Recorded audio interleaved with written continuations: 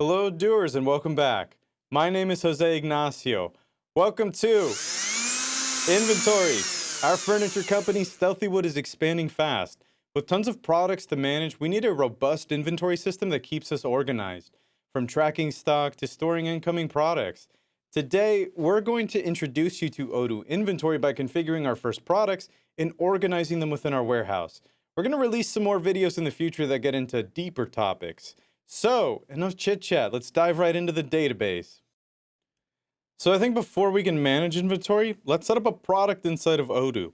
So I'm going to open up our inventory application over here, and we're going to select products in the top heading and products. Great. If it happens to be your first time here, you're going to click new in the top left corner. But for me, I'm going to click on this starred drawer that we have right here with a nice little yellow star. So when configuring items to be stored in the warehouse, we set our product type over here to goods. These represent physical products like our Stealthywood furniture.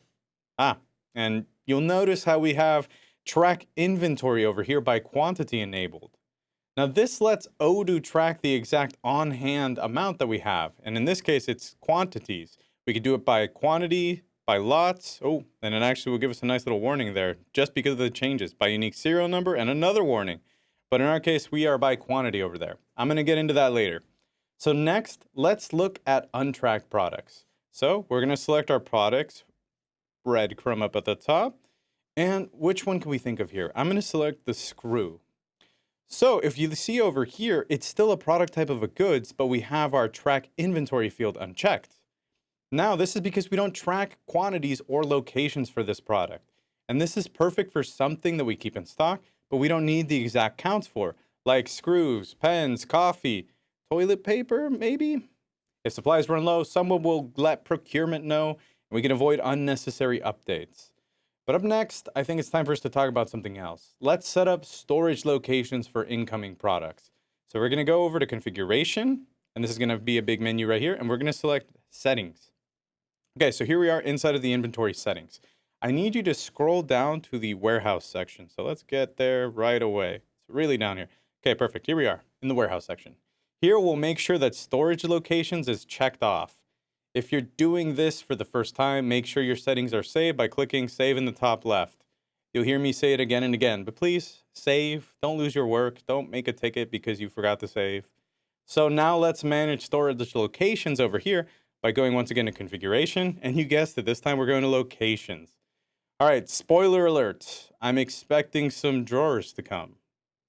Now, since in my case right here, we have warehouse stock shelf 3, and it happens to have space, as shown by our is empty field over here, I'm going to select shelf 3. So let's select that right there. So on this page, we see the location name, and that's pretty easy to spot. And then for storage locations, you need to make sure the location type that we have over here is set to internal location. To learn more about other types, make sure to check out the warehouses and locations tutorial, which I will graciously link inside of the description below.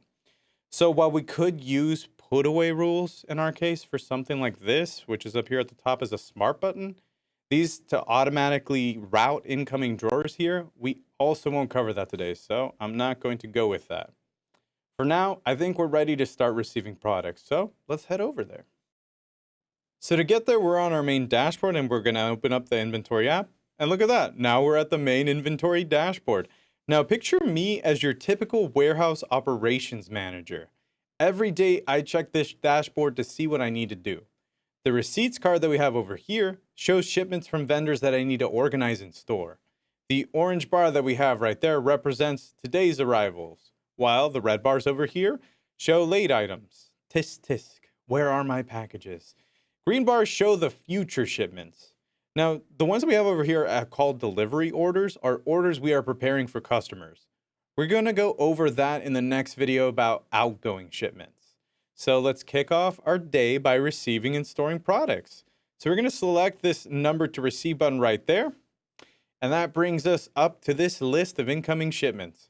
So when a purchase order, aka a PO for my acronym lovers, is confirmed inside of the purchase application, it creates a receipt here inside of inventory. This helps us make sure purchased items actually arrive and are recorded properly inside of Odoo. The linked purchase order or PO, if there is one, appears inside of our source document column over here, starting with the letter P for purchase. That was a dumb joke, but let's pretend that I'm standing at the loading docks, just staring out there, and I see all of these incoming shipments and all of these in the list. Well, I'd first scan the package's barcode using the barcode app to pull up its receipt inside of Odoo. Since I do happen to have one, but we don't have that all done today, I'm going to manually click the start receipt instead.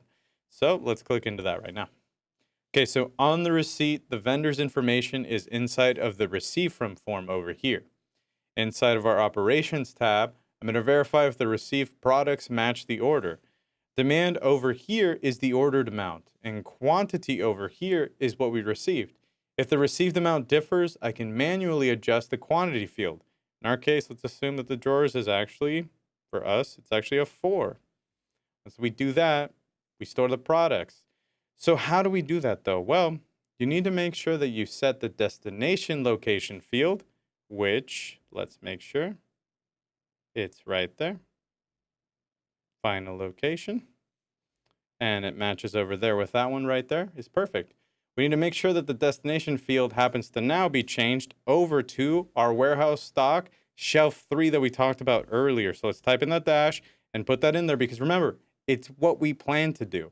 Now click the manual save button because I want to show you something cool that happens with that. Great. Now all we need to do is move these items to shelf 3. But let's pretend you didn't hear me wrestling with the drawers and skidding them across the floor like a bad moving company. We've all been there. Pretend that I'm actually an amazing person. Once everything's neatly stored, we click Validate. And would you look at that? The back order pop-up. Since we set the received quantities to 4, Odoo helped us keep track of the missing quantities.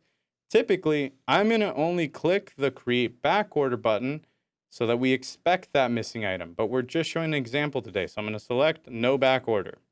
Then once that we're done with that, we can actually click on the Move Smart button up at the top.